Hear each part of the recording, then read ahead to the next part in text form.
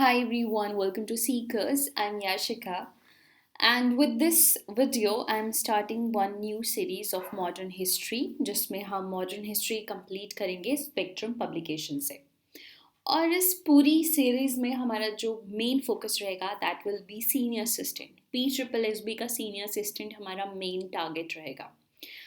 आप में से बहुत सारे बच्चों ने फॉर्म भरा होगा सीनियर असिस्टेंट का, और आप में से बहुत सारे स्टूडेंट्स जो हैं वो पंजाब गवर्नमेंट के किसी भी पोस्ट के लिए प्रिपेयर कर रहे होंगे या हिमाचल गवर्नमेंट की किसी भी पोस्ट के लिए प्रिपेयर कर रहे होंगे। तो अगर आप इनमें से किसी के लिए भी प्रिपेयर कर रहे हो, you are at the right platform.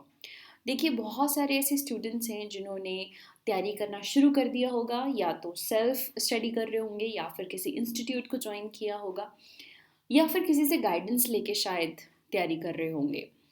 तो देखिए, अगर आप कुछ भी कर रहे हो, सेल्फ स्टडी कर रहे हो या फिर किसी इंस्टीट्यूट को आपने ज्वाइन किया है, इन बोथ द केसेस जब हम सेल्फ स्टडी करते हैं तो हमें ये नहीं पता होता कि हम जो कर रहे हैं क्या वो सही है।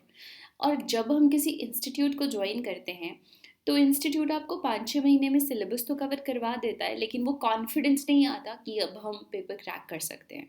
और पेपर क्रैक करने में और सिलेबस ख़त्म करने में जो बीच में गैप आता है, उसमें कनेक्शन इंस्टीट्यूट से ख़त्म हो जाता है।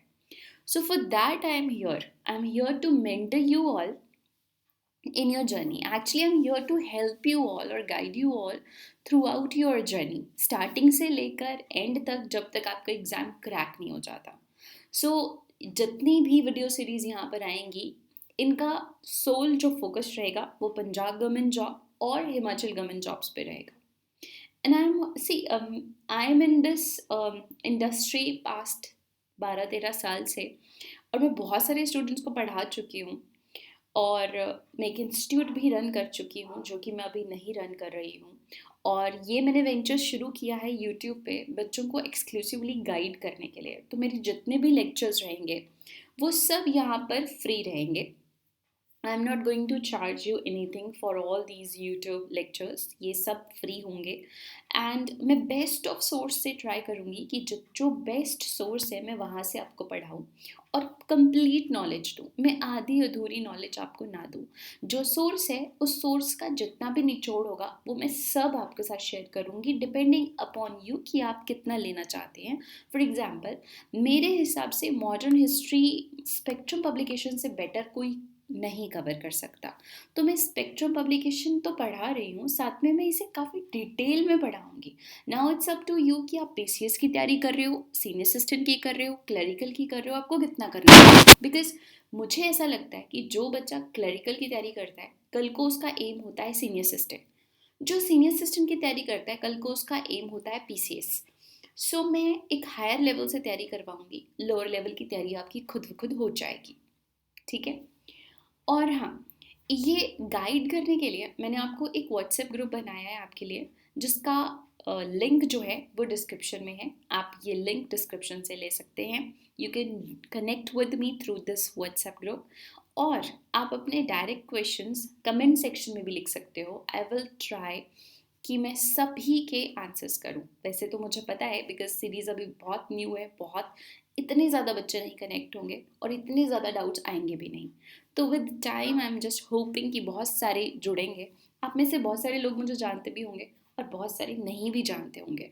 सो चलिए, मैं इधर उधर की बात अभी नहीं करूँगी। जैसे जैसे हम अपने प्रोजेक्ट्स को, हम एक एक प्रोजेक्ट को कंप्लीट करेंगे, मैं आपके साथ ज़्यादा से ज़्यादा कनेक्ट करने की कोशिश करूँगी। अभी मैं बहुत ज़्यादा इधर उधर की बात नहीं करूँगी, डायरेक्टली हम बात पे आते हैं कि हम पढ़ने क्या वाले हैं इस लेक्चर में, इस वीडियो में। सो देखिए, इस वीडियो में हमारा जो मेजर फोकस रहेगा वो मॉडर्न हिस्ट्री रहेगा स्पेक्ट्रम से। और स्पेक्ट्रम पब्लिकेशन ओल्ड वाली बात कर रही हूँ मैं, ओल्ड बुक। न्यू बुक में देखो हिस्ट्री सेम रहती है, उसको लिखने का तरीका चेंज हो जाएगा। ठीक है, कुछ और चीज़ें ऐड की होंगी, कुछ पैटर्न चेंज हो जाएंगे, लेकिन हिस्ट्री वही रहेगी। तो old book which is famous मैं वहीं से पढ़ा रही हूँ आपको। और हमारा जो फर्स्ट लेक्चर रहेगा, फर्स्ट जो चैप्टर है इस बुक में, that is this, the revolt of 1857। इसमें ये रिवोल्ट क्यों हुआ, उसके कॉजेस, बिगनिंग एंड स्प्रेड, कैसे स्टार्ट हुआ, कैसे स्प्रेड हुआ, इसमें कौन कौन से लीडर्स थे, क्या फेलियर, ये फेलियर क्यों रहा, और इसके क्या कॉन्सिक्वेंसेस रहे, ये सब जो है वो हम इसमें डिस्कस करेंगे। तो चलिए शुरुआत करते हैं और हम अपनी पहली वीडियो लेते हैं, पहली पीपीटी लेते हैं। तो yes, and one more thing, start करने से पहले आपको मेरी वीडियो के बैकग्राउंड में कुछ नॉइज़ आ सकती हैं, baby noise, so that will be a perk with these videos. तो चलिए स्टार्ट करते हैं। The revolt of 1857। देखिए, रिवोल्ट जो विद्रोह हुआ 1857 का, ये अंग्रेज़ों के खिलाफ था। और अंग्रेज़ों के खिलाफ नहीं, ये भारत में हुआ क्योंकि उस समय भारत में अंग्रेज़ हुकूमत कर रहे थे। और इसका कारण, जो मेजर कारण था, वो था उनकी policies. So it was the product of policies of colonial rule. Colonial rule जो ब्रिटिश कर रहे थे भारत पर, उसी का ये प्रोडक्ट था, उसी का ये रिजल्ट था। ऑल्सो एक और चीज़ मैं आपको बता देना चाहती हूँ कि इसमें बहुत सारा टेक्स्ट आपको मिलेगा पीपीटी में। ये इसलिए है क्योंकि मैं नहीं चाहती कि आपको ये वीडियो देखने के बाद भी स्पेक्ट्रम बुक को खोलने की ज़रूरत पड़े। इसलिए जितना भी निचोड़ उसका हो सकता था, मैंने सब पीपीटी में डाला है, ताकि ये एक कंप्लीट लेक्चर बने। आपको ये ना लगे कि बहुत सारी चीज़ें तो किताब से ऐड की ही नहीं है। तो जितनी इम्पॉर्टेंट है वो सब निचोड़ मैंने इसमें डाला है।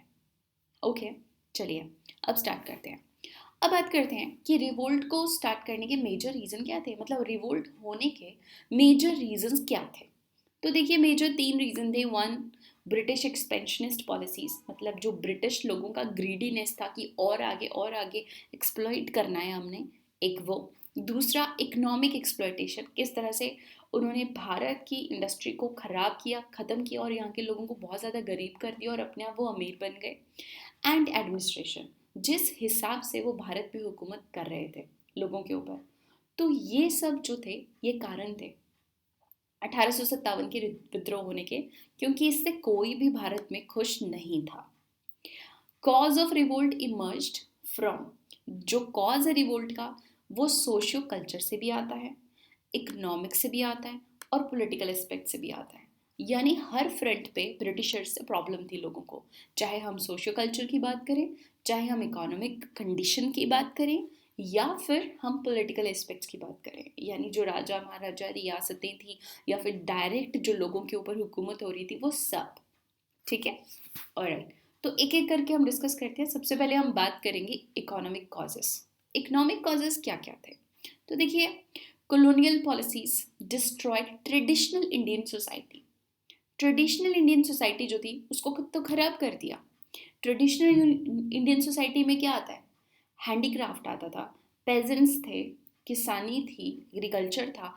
इन्हीं को उन्होंने डिस्ट्रॉय कर दिया। Heavy taxation result into large amount of loan. जो हैवी टैक्स वो लेते थे किसानों से, उसकी वजह से बहुत ज़्यादा लोन, कर्जा चढ़ गया उनके ऊपर। और कर्जा किससे लिया जाता था, आड़ती से, मनी लेंडर से। और जब वापस नहीं कर पाते थे वो कर्जा, तो यही मनी लेंडर उनकी ज़मीन हड़प लेते थे और यही मनी लेंडर्स बन जाते हैं लैंडलॉर्ड्स। ठीक है, इनके पास ज़मीन आ जाती है। British policy discouraged Indian handicraft, जो हाथ से काम करने वाला हथकरघा जिसको बोलते थे, उस इंडस्ट्री को उन्होंने पूरी तरह से डिस्ट्रॉय कर दिया और अपनी चीप जो गुड्स थी उनकी, उनको उन्होंने भारत में प्रमोट किया। सस्ती भी होती थी, मशीनी बनी होती थी, हाथ से नहीं बनी होती थी, क्वालिटी वाइज भी अच्छी नहीं होती थी, इनको प्रमोट किया और भारत की जो अच्छी क्वालिटी का हैंडीक्राफ्ट था ट्रेडिशनल, उसको खराब कर दिया। Destruction of handicraft here was not accompanied by development of modern industry. एक तरफ हैंडीक्राफ्ट को तो ख़त्म कर दिया, और जब ख़त्म हो गया तो बहुत सारे लोग अनएम्प्लॉयड हो गए। जब अनएम्प्लॉयड हो गए, उनको और कोई अपॉर्चुनिटी मिली ही नहीं, क्योंकि कोई थी ही नहीं, कोई डेवलपमेंट हुई ही नहीं किसी इंडस्ट्री में, तो अपॉर्चुनिटी मिलेगी कैसे उनको। 21,000 ताल्लुकदार अवध में, ठीक है, वहाँ पर 21,000 ताल्लुकदार की एस्टेट को कन्फिस्केटेड कर दिया, मतलब उनकी जो ज़मीन थी वो छिन गई उनसे। दे वर अनेबल टू वर्क, काम वो कर नहीं पा रहे थे क्योंकि ज़मीन उनकी छिन गई। अशेम टू बेग, भीख वो मांग नहीं सकते थे, उसमें शर्म आती थी, अरे भाई मांगनी भी नहीं चाहिए। And then condemn to penury, गरीबी जो थी वो उनके ऊपर छा गई, मतलब गरीबी में वो धंस गए एक तरह से। सो दे टुक पार्ट इन सिपोवा रिवोल्ट। कोई चारा नहीं था, जो गुस्सा था अंदर अंग्रेज़ों के खिलाफ वो निकला और जब सिपाहियों ने रिवोल्ट किया भारत में तो इन्हीं लोगों ने हिस्सा लिया उसमें, जो बहुत ज़्यादा दुखी थे ब्रिटिशर्स से ना। कार्ल मार्क्स ने भी 1853 में एक रिमार्क दिया था। उन्होंने कहा था, it was British intruder who broke up Indian handloom, जिन्होंने इंडिया के हैंडलूम को खराब कर दिया, तोड़ दिया, and destroyed the spinning wheel, और हमारी चरखे को, स्पिनिंग व्हील को खत्म कर दिया उन्होंने हमारे, है ना। ये ब्रिटिशर्स की ही देन थी, उन्होंने हमारे हथकरघे को खत्म किया था। Then comes political causes. Politically क्या कॉज थे? पहले तो पॉलिसीज। क्या पॉलिसीज? इफेक्टिव कंट्रोल, पूरी तरह से खुद का कंट्रोल हर एक चीज़ के ऊपर, हर एक पॉलिसी मतलब पॉलिटिक्स मतलब ऐसी ही पॉलिसीज थी जो पॉलिटिकली हर तरह से, चाहे रियासतें थी, चाहे डायरेक्ट लोगों के ऊपर रूल किया जा रहा था, लेकिन वो अपने कंट्रोल में रखा हुआ था हर चीज़। सब्सिडरी अलायंस क्या होता है कि ब्रिटिश अपनी आर्मी रखेंगे, कोई भी राजा महाराजा अपनी आर्मी नहीं रख सकता, अंग्रेज़ों से आर्मी बोरो की जाएगी, और जब भी ज़रूरत पड़ेगी अंग्रेज आर्मी देंगे। जब अंग्रेज़ों की ही आर्मी होगी तो वो अंग्रेज़ों के खिलाफ तो कभी नहीं लड़ेगी। तो राजा महाराजा जो थे उनकी बैकबोन तोड़ दी, उनके पास आर्मी ही नहीं बची तो रिवोल्ट कैसे करेंगे? देन डॉक्ट्रिन ऑफ लैप्स, जिस भी राजा या महाराजा का अपना नेचुरल बच्चा नहीं है, अगर उसने अडॉप्ट भी किया है उसे एक्सेप्ट नहीं किया जाएगा, और अगर उसका खुद का कोई बच्चा नहीं है तो उसका जो किंगडम है वो लैप्स हो जाएगा, अंग्रेजों के पास चला जाएगा। ठीक है। Denied the right of succession to Hindu princes को डिनाई कर दिया राइट टू सक्सेशन, आपको नहीं मिलेगा आगे का रूल। पेंशन पे ले आए उनको, मतलब आगे आप रूल नहीं करोगे, रूल हम करेंगे, एडमिनिस्ट्रेशन हमारा होगा, आपको हम पेंशन देंगे राजा बनने का, क्योंकि आप राजा थे। आप रिटायर होने के बाद पेंशन देते हैं, ऐसे आप रिटायर हो, आप पेंशन लीजिए, बाकी काम हम करेंगे। Mughal succession after the death of prince Fakhruddin was recognised conditionally. Fakhruddin एक लेटर मुगल थे, ठीक है। उनके डेथ के बाद जितने भी आगे मुगल बादशाह हुए उनको पेंशन पे रिटायर कर दिया और सारा का सारा एडमिनिस्ट्रेशन अपने हाथों में ले लिया, यानी उनको कंडीशनली जो है वो रिकॉग्नाइज किया, conditionally. The collapse of rulers adversely affected those sections of Indian society which derived their sustenance from them. अब देखिए, जब प्रिंसेस और राजा महाराजा ही खत्म हो गए तो जो लोग उनके लिए काम करते थे वो तो अनएम्प्लॉयड हो ही गए। जब राजा महाराजा के पास ही कुछ नहीं रहा तो उनके लिए जो काम करते थे लोग, उनके पास भी कुछ नहीं रहा, उनका काम छिन गया, वो अनएम्प्लॉयड हो गए। तो ये बने पॉलिटिकल कॉज, जिसकी वजह से राजाओं महाराजों प्रिंसेस और लोगों के बीच में गुस्सा था। Then come socio religious causes. Socio religious causes में क्या था? उनकी हमारे प्रति नज़रिया, भारतीयों के प्रति अंग्रेज़ों का नज़रिया, उनको लगता था वो गोरे हैं, पहली बात तो, है ना, तो वो सुपीरियर है, हम लोग ब्राउन हैं तो हम इन्फीरियर हैं, तो उनको ये सुपीरियोरिटी कॉम्प्लेक्स था। Then activities of Christian missionaries, जो कि हिंदू, मुस्लिम, सिख, जैन, इन सब को क्रिश्चियनिटी में कन्वर्ट कर रहे थे, तो इससे भी गुस्सा था। Attempt at socio religious reforms, उन्होंने भारत में कुछ रिफॉर्म्स वो लेकर आए, जैसे कि एबोलिशन ऑफ सती का एबोलिशन करना है वॉज गुड थिंग, बट जो ऑर्थोडॉक्स सोसाइटी थी हमारी, जो रूढ़िवादी लोग थे भारत में, उनको लगता था कि ये इंटरफेयर कर रहे हैं हमारे रिलीजियस प्रैक्टिसेस में। एबॉलिशन ऑफ सती हो, विडो रीमैरिज को सपोर्ट करना हो, या विमेन की एजुकेशन हो, ये सब चीज़ें उस समय प्रेवलेंट नहीं थी। आज ये बहुत कॉमन चीज़ है, बड़ी नॉर्मल चीज़ है, लेकिन उस समय नॉर्मल नहीं था। विडो रीमैरिज करवाई नहीं जाती थी, अगर पति मर गया तो वाइफ को भी मर जाना चाहिए, ऐसा लोग समझते थे। और women education was nothing, like it was zero.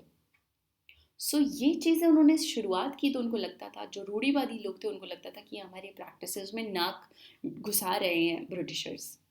Government decision to tax mosque in temple, mosque मस्जिद और जो मंदिर हैं उनको टैक्स किया जा रहा था बाय ब्रिटिशर्स।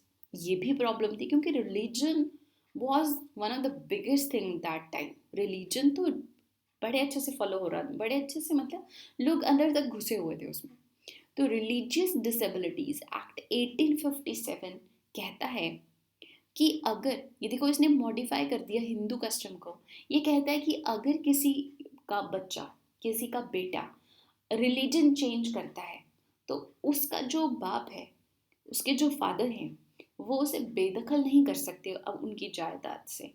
यानी अगर कोई मुस्लिम है, अगर कोई हिंदू है, इनका बच्चा अगर क्रिश्चियन बन जाता है तो ये अपनी फादर की जो हेरिडिटरी प्रॉपर्टी है वो उसे मिलेगी। अदरवाइज लोग क्या करते थे कि धर्म छोड़ दिया, जाओ तुम बेदखल हो। ऐसा नहीं कर सकता था फादर फिर। तो इस तरह की एक्ट वो लेकर आए, जो कि लोगों को उस समय लगा कि भाई ये तो बहुत ज़्यादा इंटरफेयर कर रहे हैं हमारे रिलीजियस प्रैक्टिसेस में और हमारी पर्सनल लाइफ में।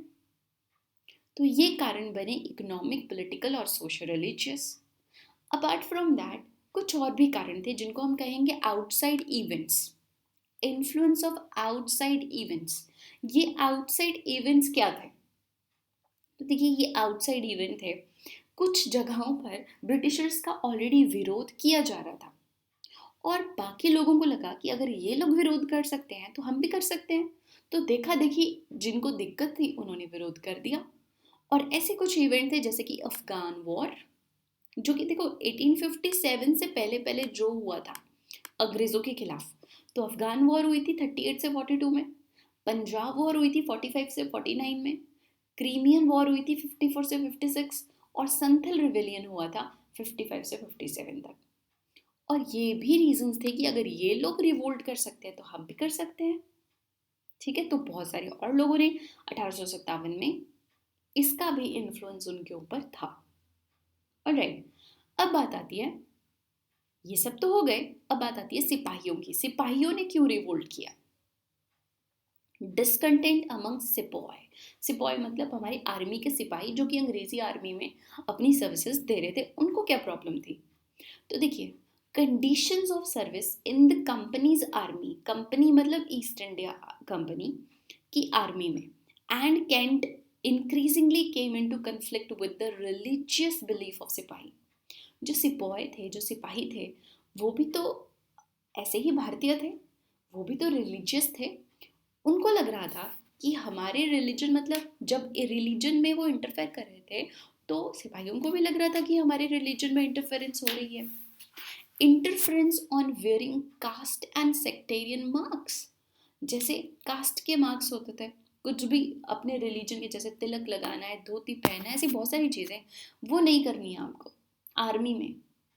तो उनको लगता था ये इंटरफेरेंस है, क्यों नहीं करूँगा मैं तो करूँगा, ये मेरा धर्म है, ये मेरे, मैं अपने धर्म का काम करूँगा। To the religious Hindus of that time crossing the sea means loss of caste. जो हिंदू थे उस समय, उनको लगता था कि अगर हमने समुद्र को क्रॉस किया तो मतलब हमारी कास्ट खत्म।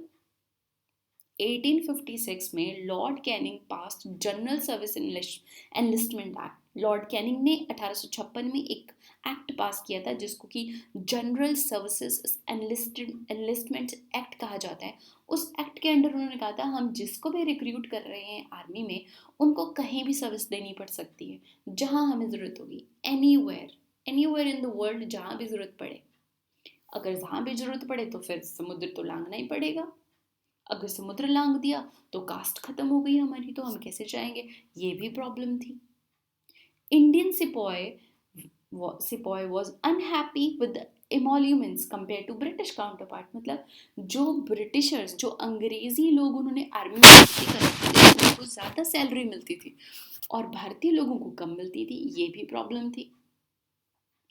Immediate dissatisfaction was order that they would not be given the foreign services allowance भत्ता when serving in सिंध और पंजाब। तो उस समय उन्होंने कहा कि जब आपको सिंध या पंजाब में ले जाया जाएगा तो आपको भत्ता नहीं मिलेगा। ये भी प्रॉब्लम थी कि क्यों नहीं मिलेगा हमें भत्ता।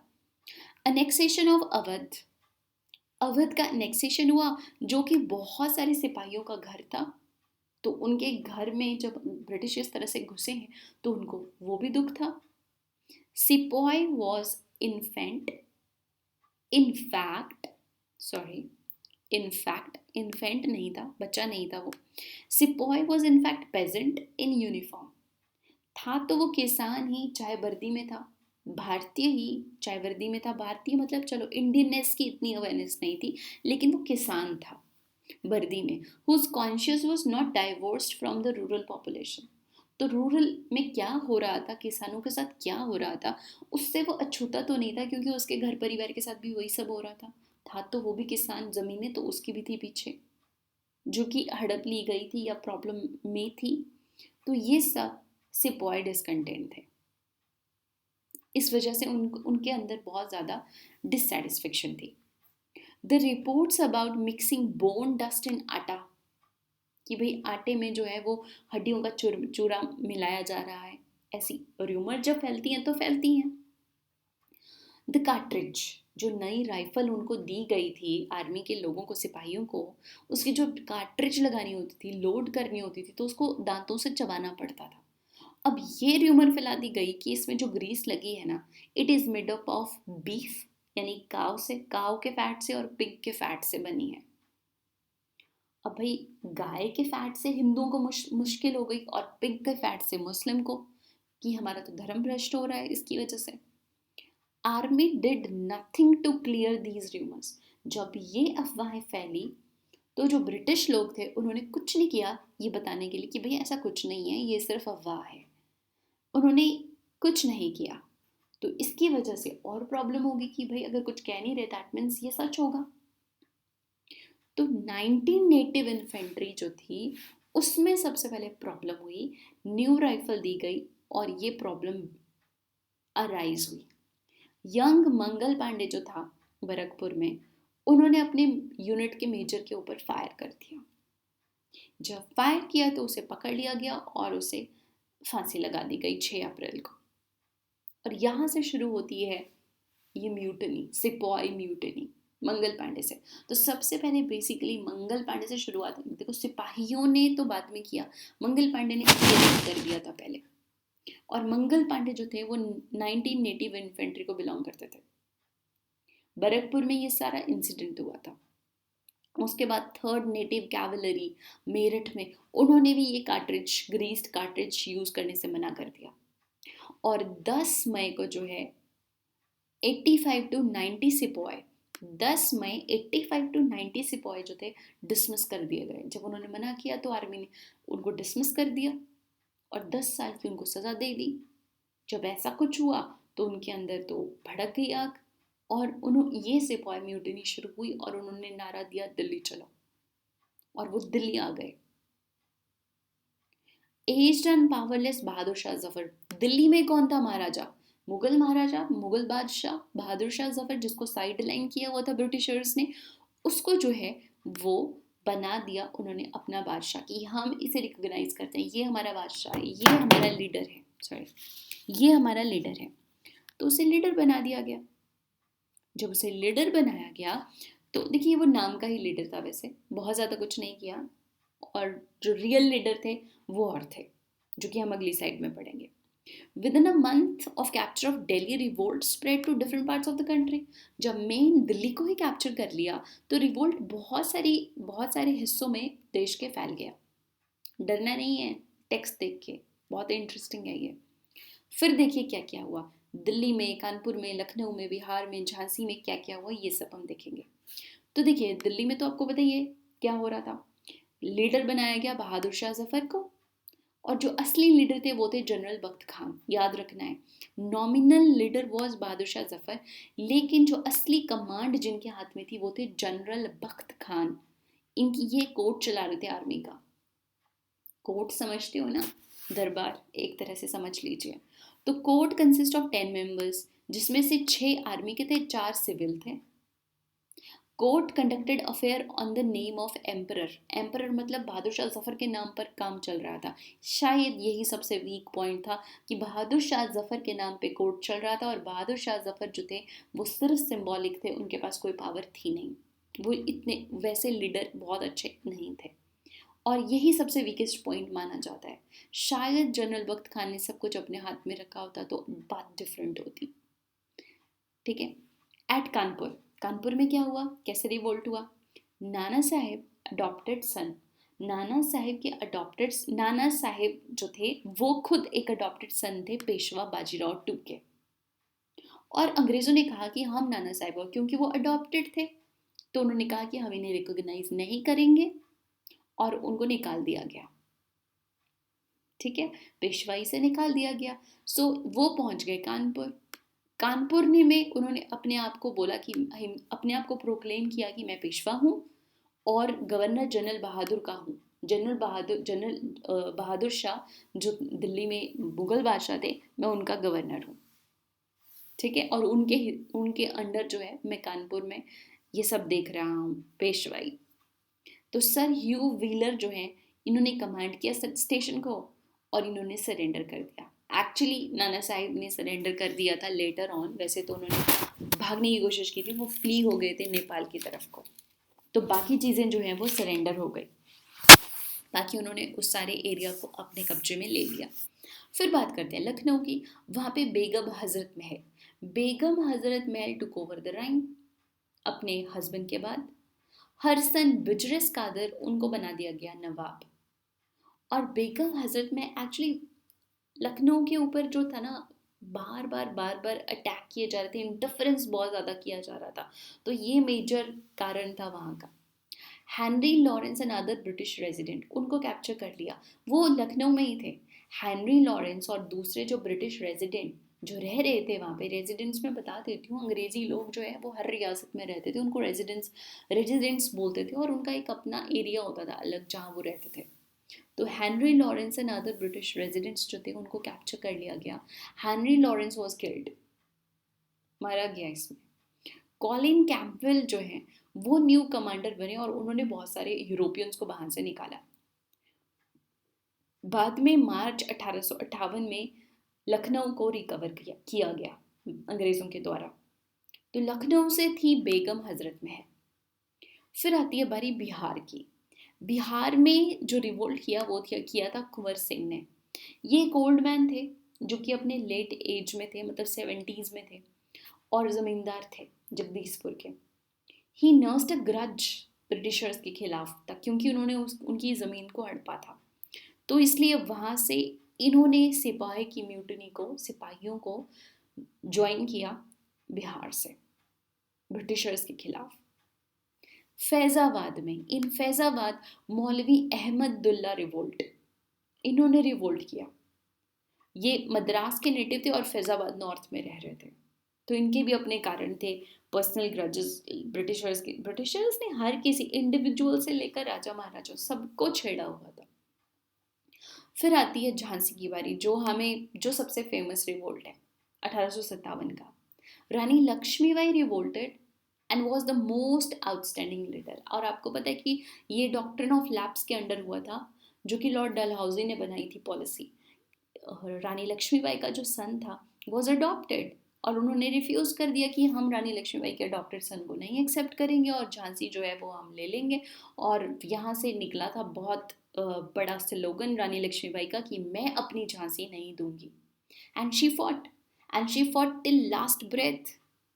और तांत्या टोपे ने उनको ज्वाइन किया था लेटर, जिनको कि नाना साहब ने भेजा था। तो देखिए, लेकिन झांसी बाद में रानी लक्ष्मीबाई जो है, शी डाइड वाइल फाइटिंग। और सर ह्यू रोज थे जो लड़े थे लक्ष्मीबाई के अगेंस्ट। और सर ह्यू रोज ने बहुत बड़ी बात कही थी रानी लक्ष्मीबाई के बारे में। उन्होंने कहा था कि she was the only man among rebel, जितनों ने रिवोल्ट किया उनमें से अकेली मर्दाना की तरह लड़ी थी वो, खूब लड़ी मर्दानी, वो तो झांसी वाली रानी थी। he said she was the only man among rebel।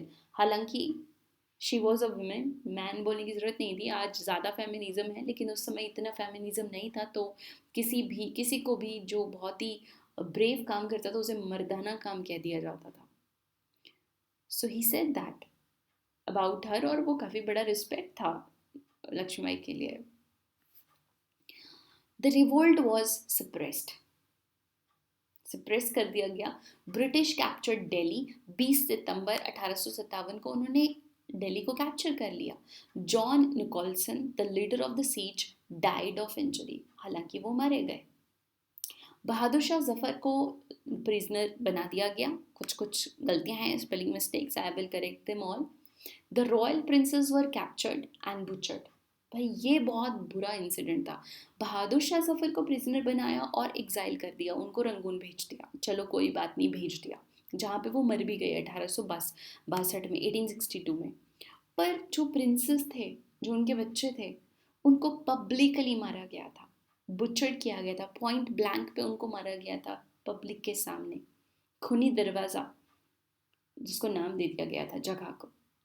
So with the fall of Delhi the focal point of revolt disappeared. जैसे ही दिल्ली खत्म हुआ, रिवोल्ट दिल्ली में शुरू हुआ था, हर जगह पर शुरू हो गया, दिल्ली में खत्म हो गया, बाकी जगह पे भी खत्म हो गया। Sir Colin Campbell captured Kanpur, Nana Saheb भाग गए, एस्केप हो गए Nepal, and never heard again, उनके बारे में कभी नहीं सुना गया। तांत्या टोपे एस्केप टू जंगल, बाद में जंगल में सो रहे थे और सोते सोते वो पकड़े गए और उनको मार दिया गया। रानी झांसी तो मर ही गई थी, शी डाइड, वो शहीद हुई बैटल में। जून 1858 में झांसी को कैप्चर कर लिया गया, ह्यू रोज ने किया था ये। और 1859 कुंवर सिंह, बख्त खान, खान बहादुर खान ऑफ बरेली, राव साहिब, मौलवी अहमदुल्ला, ऑल वर डेड, जिनके बारे में हमने बात की थी। तो देखिए 59 तक कुंवर सिंह, बख्त खान, खान बहादुर खान ऑफ बरेली, राव साहिब, नाना साहिब के भाई, मौलवी अहमदुल्ला, ये सब मर चुके थे।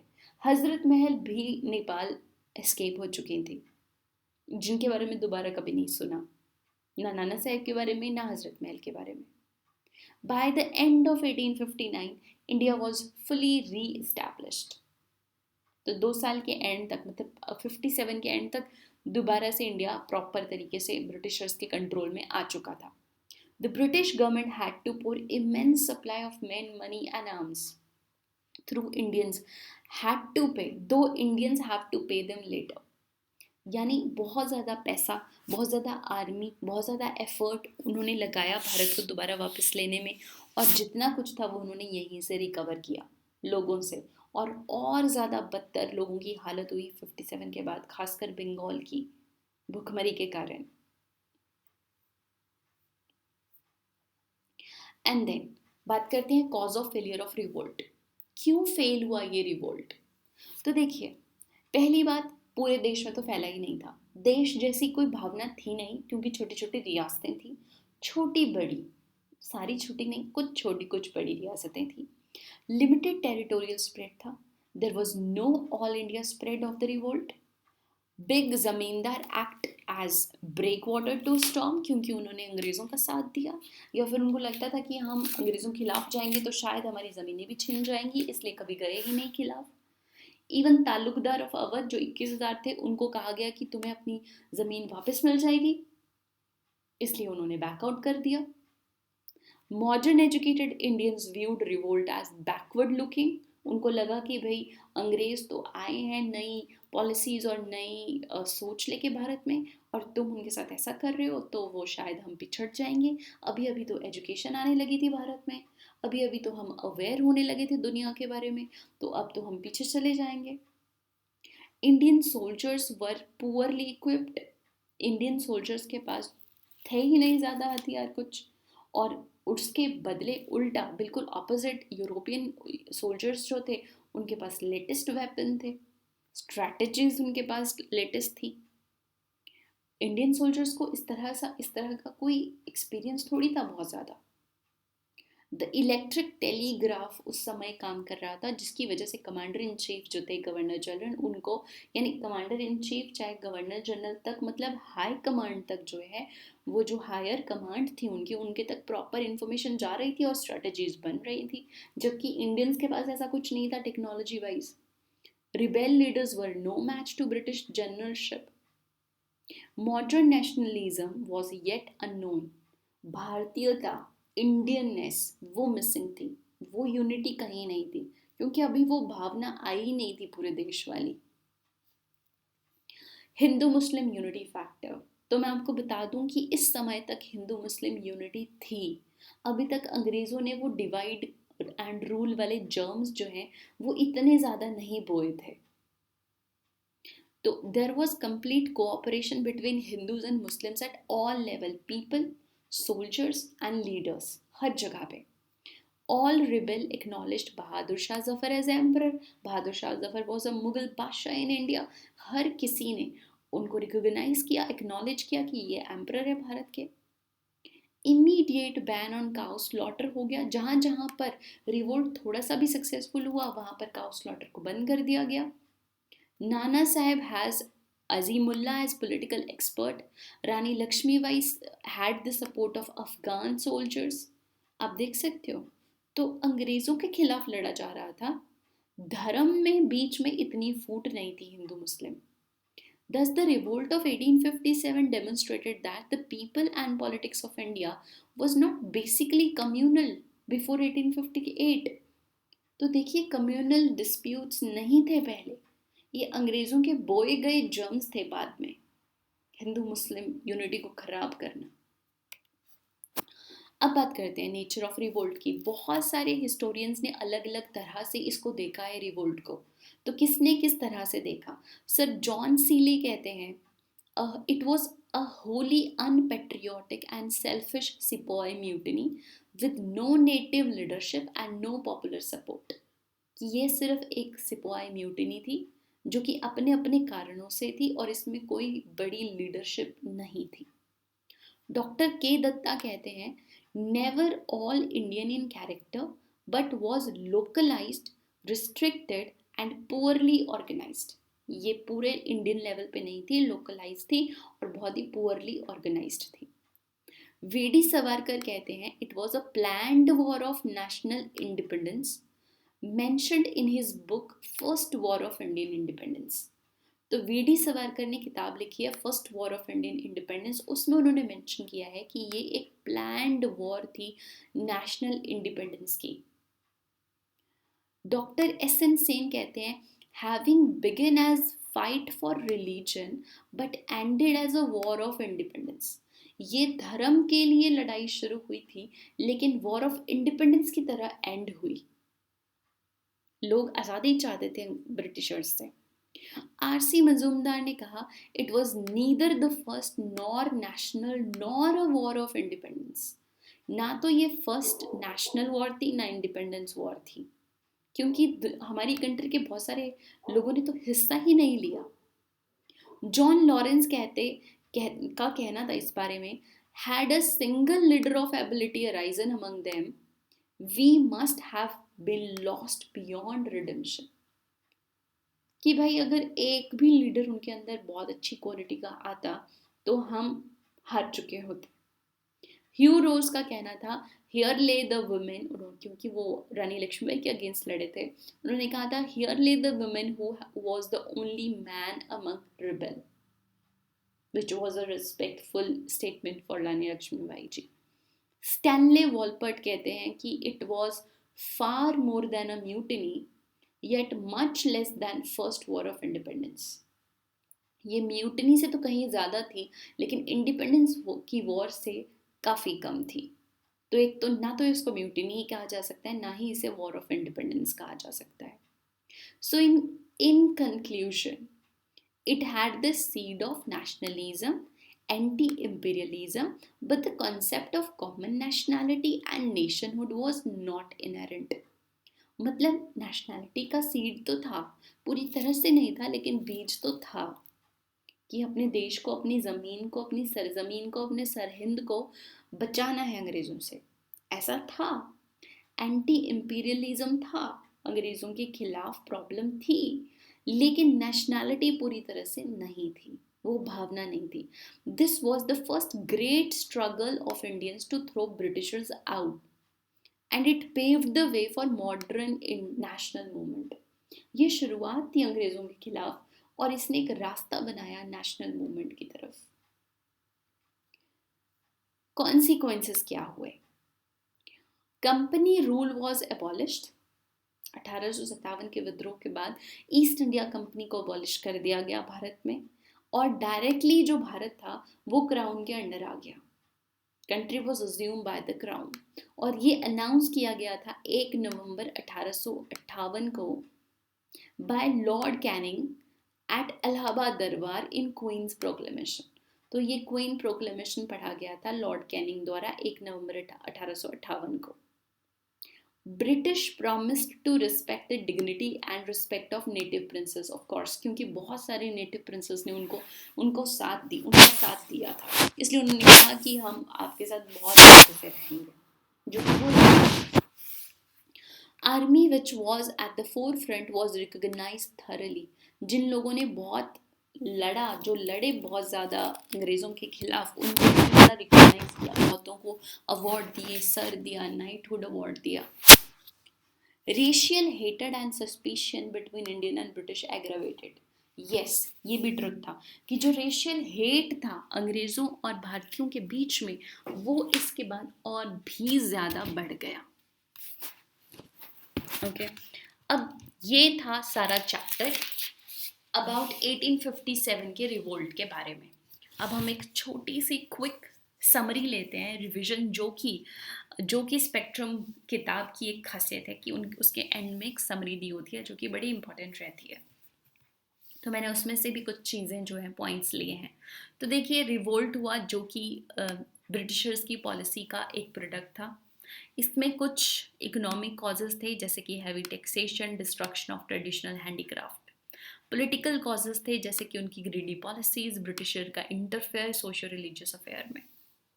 मिलिट्री कॉजेज़ थे, क्योंकि सिपाही जो थे वो खुश नहीं थे। साइकोलॉजिकल रिलीजियस रीजंस भी थे उनके, जैसे कि कार्ट्रिज और र्यूमर्स कि आटे में बोन डस्ट मिलाई जाती है, कार्ट्रिज की जो राइफल की जो कार्ट्रिज है उसमें काव और पिग फैट है, या फिर समुद्र लांघना पड़ेगा, ये सब कुछ कारण थे। Centre of revolt and leaders, Delhi centre था जहाँ पे जनरल बख्त खान थे लीडर, कानपुर में नाना साहब थे, लखनऊ में बेगम हजरत महल थी, बरेली में खान बहादुर, बिहार में कंवर सिंह, फैज़ाबाद में मौलवी अहमदुल्ला एंड झांसी में रानी लक्ष्मीबाई, जिसको कि हमने सबको पढ़ा डिटेल में पीछे। और ब्रिटिश रेजिस्टेंस जो हुई थी, दिल्ली में लेफ्टिनेंट विलोगबाय थे, जॉन निकोलसन थे, लेफ्टिनेंट हडसन थे। कानपुर में ह्यू व्हीलर थे, कॉलिन कैम्पबेल थे, जिन्होंने रेजिस्ट किया। लखनऊ में हेनरी लॉरेंस थे, हु डाइड, ब्रिगेडियर इंग्लिश थे और हेनरी हेवलॉक थे, जेम्स ऑट्रम, कॉलिन कैम्पबेल। झांसी में ह्यू रोज थे जिन्होंने रेजिस्ट किया, और बनारस में कर्नल जेम्स नील थे जिन्होंने रेजिस्ट किया। दैट वाज द समरी, जो कि हमने देखा कि किस तरह से 1857 के रिवोल्ट हुए, क्या उसके कॉजेस थे, कैसे वो शुरुआत हुई उसकी, कैसे स्प्रेड हुआ, कैसे फेलियर हुआ और क्या कॉन्सिक्वेंसेस थे।